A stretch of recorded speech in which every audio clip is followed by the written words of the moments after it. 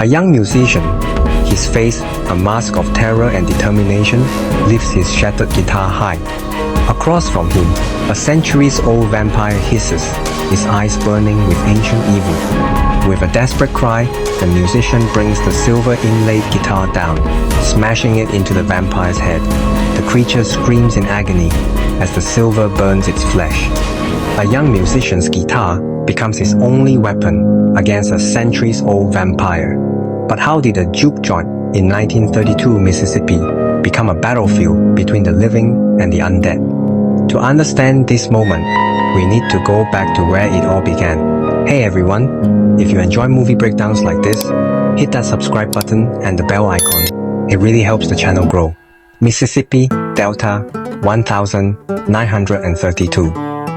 The Great Depression has the South in its grip, but for black communities, hardship isn't new. It's been a way of life under Jim Crow. In this landscape of cotton fields and poverty, two identical twin brothers are about to return home with stolen money and dangerous dreams. Elijah Smoke Moore and Elias Stackmore, known as the Smokestack Twins, have returned to their hometown of Clarksdale, carrying suitcases full of cash they've taken from Al Capone's organization in Chicago. These aren't ordinary men. They're World War I veterans who've seen the trenches of Europe and the streets of Chicago. Now they're coming home to build something the Delta has never seen. The brothers approach Hotwood, a racist landowner who controls much of the local property. Using their stolen money, they purchase an old sawmill from him. But they don't plan to cut lumber. They have a different vision. They want to transform this place into a juke joint, a space where black folks can gather, listen to music, and forget the weight of segregation for a few hours. The Smokestack Twins start assembling their team. First comes their cousin Sammie, a young man whose fingers can make a guitar sing like it's channeling the soul of the Delta itself. Sammie's father, Jedediah, is a preacher who believes blues music is the devil's work. He forbids his son from joining the venture, warning that there are supernatural forces at play in music that mortals shouldn't tamper with. Sammie defies his father and joins his cousins. Next, they recruit Delta Slim, a piano player whose hands dance across the keys with supernatural skill. Then comes Pierline, a singer with a voice that can make grown men weep. The moment Sammie hears her sing, he falls in love. The chemistry between them is immediate and intense. Stack reconnects with his former girlfriend Mary, a woman of mixed black and white heritage who can pass for white but has chosen to live within the black community. Mary harbors deep resentment towards Stack for leaving for Chicago without explanation and missing her mother's funeral. Their reunion is charged with unresolved passion and anger. Smoke's estranged wife Annie agrees to cook for the establishment, though their relationship is strained. Annie practices what some call hoodoo, folk magic traditions that she believes have kept the brothers safe through their dangerous years in Chicago. Smoke dismisses her beliefs, especially after they lost their infant daughter, despite all of Annie's protective rituals. The team also includes Grace and Bo, Chinese immigrants who run the local grocery store and agree to supply the juke joint. There's also Cornbread, a local farm worker who provides security. What none of them know is that their grand opening night will attract more than just music lovers. Opening night arrives. The renovated sawmill has been transformed into something magical, a space where the oppressed can feel free, where music fills the air, and where community bonds strengthen. Sammie takes the stage with his guitar, and what happens next defies explanation. As Sammie plays, his music begins to do more than entertain. The notes seem to open doorways between worlds. Spirits from different time periods start materializing among the crowd, some from the past, some from the future. The living and the dead dance together, though most of the audience doesn't realize what's happening. They're too lost in the music to notice the supernatural. But someone does notice. Remick, an Irish vampire who's been fleeing from Choctaw vampire hunters, feels the supernatural energy from miles away.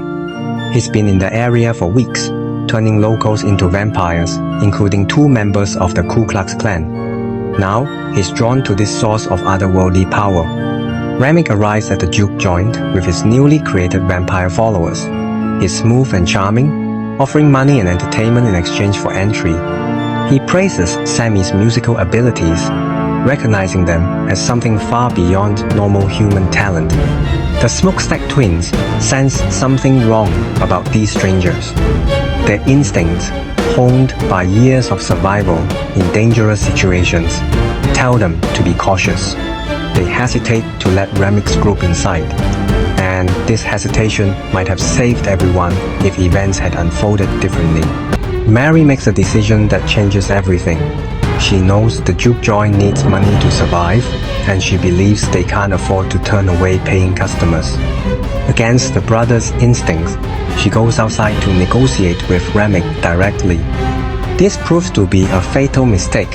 Remick takes one look at Mary, strong, beautiful, and defiant, and decides she would make a perfect addition to his vampire family. The transformation is swift and brutal.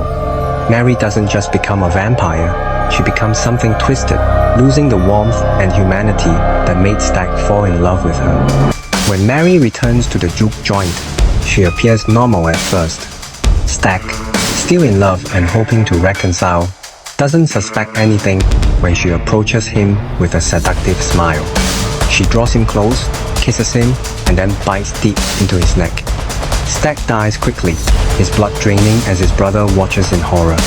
Smoke immediately draws his gun and fires at Mary, but the bullets pass through her without effect. She laughs, a cold, inhuman sound, and vanishes into the night, leaving Smoke staring at his twin brother's lifeless body. But the nightmare is just beginning.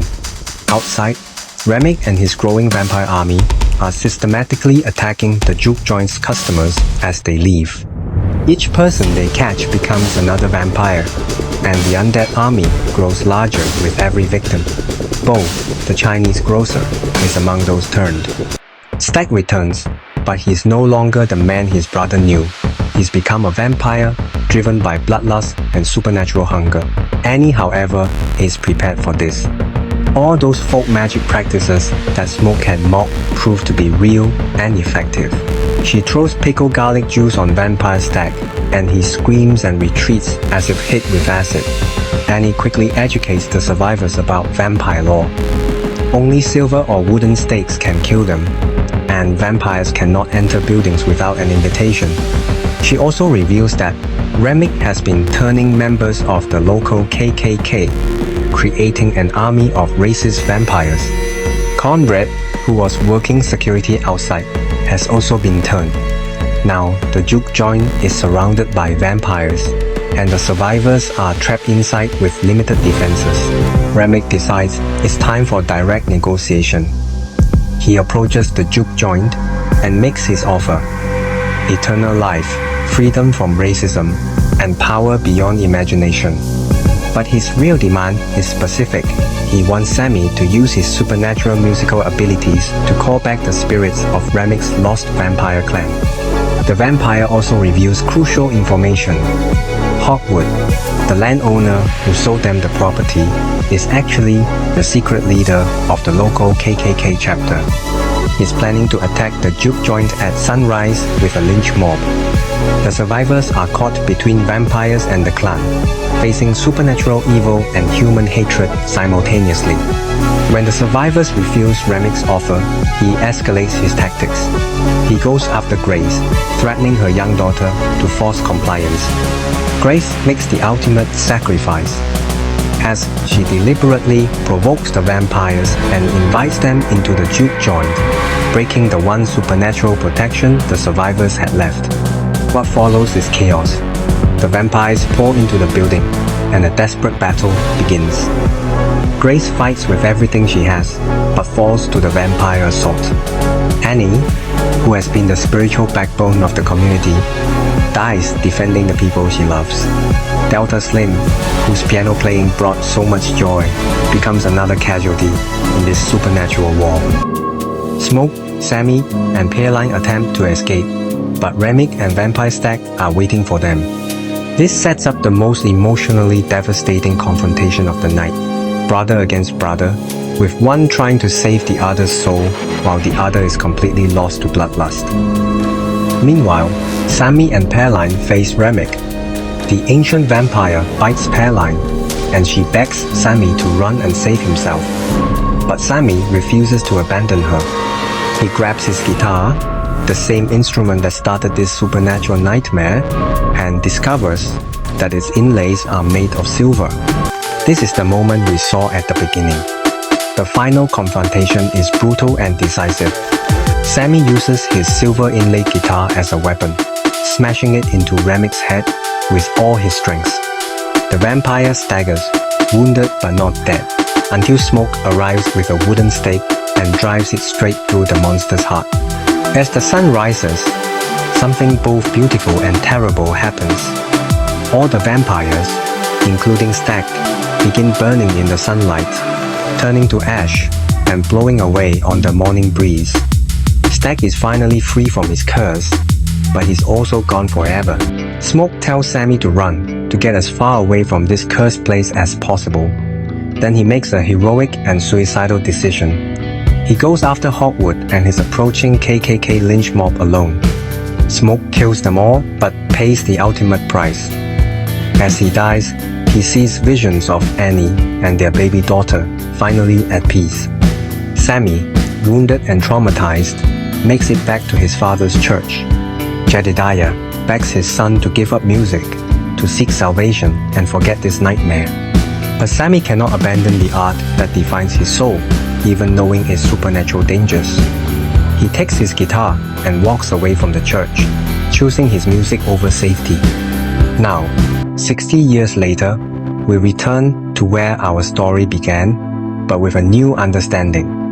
In a Chicago apartment, an elderly Sammie is visited by two vampires who haven't aged a day, Stag and Mary. Stag reveals something that breaks the heart. Smoke deliberately let him escape that night, but only after making Stag promise to protect Sammie for the rest of his life. Even in his final moments, Smoke was looking out for his family. The vampires offer Sammie eternal life, a chance to join them forever. But the old musician declines. He's lived a full human life and made peace with mortality. Stag and Mary respect his choice. They've learned something about humanity over the decades. Before they leave, Sammie plays one last song for them. As the music fills the air, he tells them something profound. Despite all the horror, despite all the loss, that day, at the Juke joint, before the sun went down and the vampires came, was the best day of his life. It was a day when music brought people together, when dreams felt possible, when community meant everything. Stag agrees, adding that it was the last time he saw his brother Smoke, the last time he saw the sun, and the last time he felt truly free. The three part ways, each carrying the memory of that one perfect day when music, community, and hope existed before darkness fell. The story ends where it began, with music, memory, and the understanding that even in our darkest moments, there can be light worth remembering.